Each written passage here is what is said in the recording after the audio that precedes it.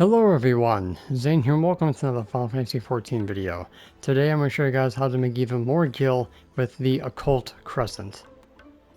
Now unlike my last gil guide that basically depended on RNG from the chests, we have a better way of making gil, but the fact is that this is going to be at the max rank of level 20 because you need so many endgame stuff in order to make this most efficient. Okay, so there's a lot of information I'm going to be rattling off here, so try to pay attention. First thing, it's not mandatory, but it's definitely going to help. Having a level 100 warrior is going to be the best for gold farming, for the best way of making gil. The left side body pieces are definitely, I would say, mandatory. Not the +1, just the basic to give you extra strength for your phantom actions, as well as extra strength from the job itself. Okay, it's definitely going to make things a lot easier. So if you don't have a warrior, try to use your strongest DPS. But with warrior, you can be mass pulling and make things a little bit faster. Next, the phantom jobs that I recommend. Level 3 monk and level 2 monk and level 2 knight for prey and occult counter. This is going to give you a speed boost, which is basically a peloton, and the extra defense, which is going to be a 30-minute buff for both. Next, you want to get 1600 gold pieces to get geomancer to rank it up to level 5. This is going to give you an extra boost to your damage at 8 stacks with battle bell, and of course the enhancement at level 5. Freelancer is optional if you want to add in the chests to your gil making, because the occult treasure site actually shows you how many are in the instance. And Phantom Cannoneer is basically mandatory for doing the most damage because you get Phantom Fire Cannon, Shock Cannon, and Silver Cannon, and a 5% chance of knocking out your enemies with Phantom Fire. You can alternately use Samurai because it has a 10% chance of knocking out your enemies with the level 3 skill, and of course the 10% increases to level 5, but that takes another 1600 gold pieces. So ultimately I recommend Geomancer, Cannoneer at max strength, and then of course, like I said, Monk and Knight at level 2. Make sure you use Prey and of course the occult counter next to the knowledge crystal for those buffs. So basically that is what you need to do to prep for this. So what you're basically are going to be selling are the glamour pieces. So the body pieces of the elixir set is 1,000 each. Basically means that's 5 critical engagements to get that. But first you want to get the routing map at 15 critical engagements with a gold, because it's going to make getting to those critical engagements and fates a lot faster. It takes around 33 fates to get yourself 1,000 silver pieces, so stick to the critical engagements. So that is the first thing you want to get. After you have all that stuff taken care of, you're going to be getting the glamour set to make most of your gil. That's with silver pieces. If you want the best gil farm, that is going to be with the gold pieces. These suckers go for over 1,000,000 gil on my server because gold pieces are a little bit harder to grind for, because if you're doing it solo, it's going to take you like 15, 16, maybe 17 times around as a solo player, but if you're doing it with a group on top of the Abandoned Ascent, doing the meta strat with a bunch of tanks and cannoneer, you guys can make a bunch of those gold pieces drop a lot quicker, but not everybody wants to do the meta, okay? Do whatever you feel like doing, okay? So we're going to head over to this section right here. If no one is doing this section, great. If someone is, then you're going to have to go to somewhere else to do your gold farming. Alright, so here are the location. So Geomancer, use Battle Bell, Ringing Respite, switch over to Cannoneer, Sprint, and then start doing your distance attack and pulling everybody.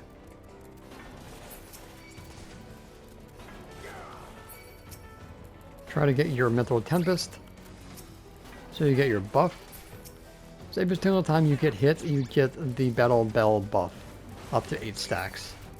This is going to increase your damage to your max potential, and the Respite heals you as you get hit, but it's not enough to self-sustain, but getting something back is better than nothing at all. So there's our buff. So this is going to be number 15. So get up here, Blood Wedding first, Silver Cannon, Phantom Cannon, Shock Cannon, and then start doing your inner release. Look away, because their AoEs do damage only if you look. Damnation will reflect their damage back. if it's physical. The paralysis should keep you alive. Blood wetting back up, so use it. And you're waiting for your cannon to come back while you're doing your damage. And everybody should get knocked out by the time Silver Cannon comes back. So nobody got killed from Phantom Cannon, which is just fine. So you got 1, 2, 3, 4, 5, 6, 7, 8, 9, 10, 11, 12, 13, 14, 15 enemies max. So they can give you 5, 6, or 7 gold pieces a kill. And all you do is go on your mount, head back down at the base, and then wait for them to respawn. Now most people would say after you kill all these guys, come into the caverns here and start killing the scabs and the tourists. But most likely you have other people doing that strat instead, so I would stick with this. But if no one else is doing it, stay here. If someone else is doing it, go to the caverns. If someone's doing that, you can come to this wall here, and then you can do half and half. Or come up to this tower and kill 4. There's other places on this map that you guys can do it, like to do the sharks over here if you like. You can do the pawns over here to summon Berserker. You can do the Panthers to summon the Chocobo Fate. You can do the Lions over here. Whatever you like to do, if someone's using your spot or my spot, go some results. Simple as that. Okay? So that is going to be the strat to getting yourself the gold pieces. And obviously if you want to do the meta, go up to the Ascent here with your tanks, your cannoneer, and your shield healer, and just start wailing on everybody there. There's plenty of videos out there that you guys can utilize if you want to do the meta strat. So as I showed in previous videos, Treasure Site tells you exactly what was available in the instance. So 7 bronze and 1 silver have spawned since I was doing that mob farm. So each time you do a critical engagement or encounter, you get 1 bronze. And then as for silver, it usually takes a couple for them to spawn out.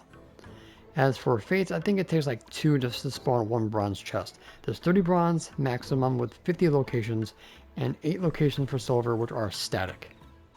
So here we are at my retainers. Now I haven't been doing this for very long, so I don't have that much gil. So I have 3.8 million so far from this. I'm currently trying to sell one of the body pieces right now, and they're going for 249,000 gil. And as you can see by the sales history, these are the first 3 that I've sold today, and a couple that I sold the other day.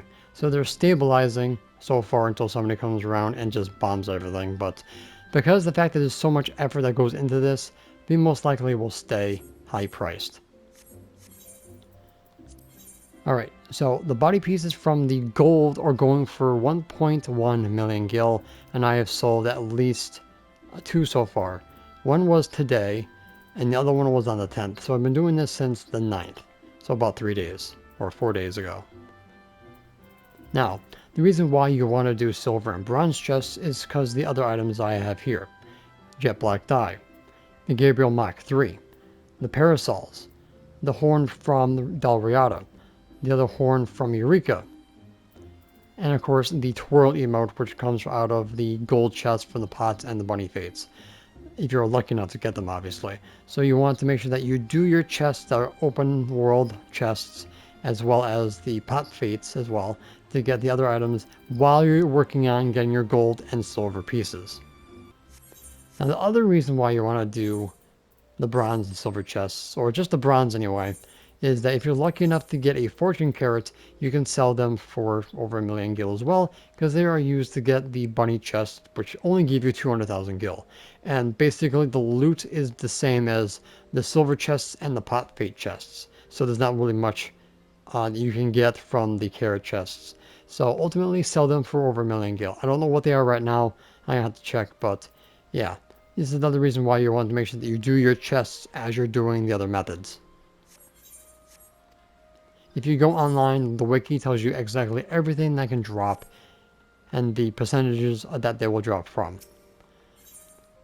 Alright, so let's check the market board on my server, look up the licks. Alright, so the chain or the headpiece is 440k. Body piece is already looked at. The finger gloves are almost 400k.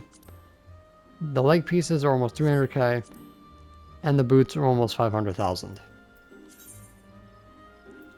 So as you can see, they're kind of a little bit of a slow burn, but usually it doesn't take more than like a couple of hours for somebody to come along and buy it out.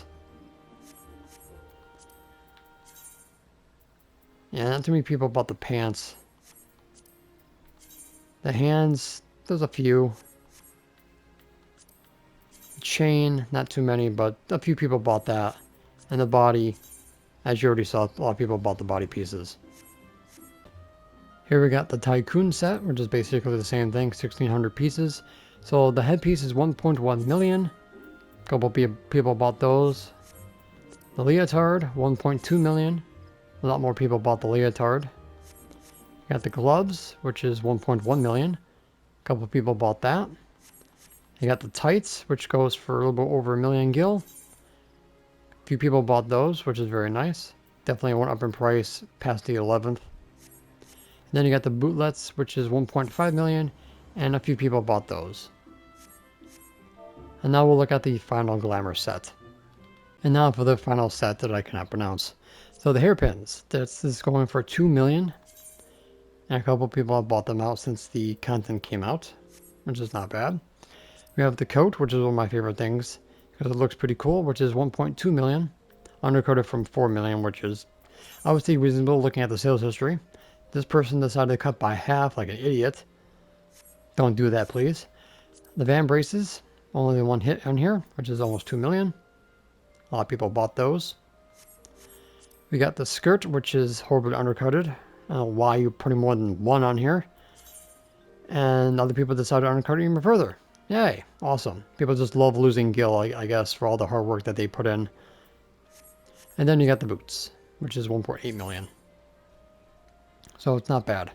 A lot of work goes into these, so try not to undercut too much. Okay, so basically those are the things that you should ultimately sell with your gold pieces, on top of doing the open world silver and bronze, to make sure that you also collect as much from there as well, because these demi materials do and will add up. And if you're lucky enough, you get a 300,000 esoteric gold piece as well, if you're lucky. Okay, so basically that is how you make gil in the occult crescent from the previous video on top of this video. So basically that's all you'll need to know on how to make gil from the occult crescent. Not much else to do in there to make gil besides doing the pot chests and selling the carrots if you're lucky enough to get them, but pretty much that's ultimately what it is. Until we get the North Horn, we'll be able to add more stuff to the list to sell in the occult crescent. Alright guys, so that's pretty much going to be it for this video. Thank you guys so much for watching. Don't forget to look at the rest of my channel for more Final Fantasy XIV content, and I will see you guys in the next one. Good luck, and may RNG be in your favor. And that's it for today's video. Thank you guys so much for watching. Don't forget to leave a like, comment, and subscribe to my channel if you're new for more Final Fantasy XIV content and help with the YouTube algorithm. If you guys want to support my channel even further, consider becoming a YouTube member, Patreon supporter, or help me on Ko-Fi. The links for those will be in the description down below, as well as my Discord. And the extra special shout out to the members on screen. So until next time, if you ever walk in the glorious light of Lord Bahamut, and always remember to keep forging ahead.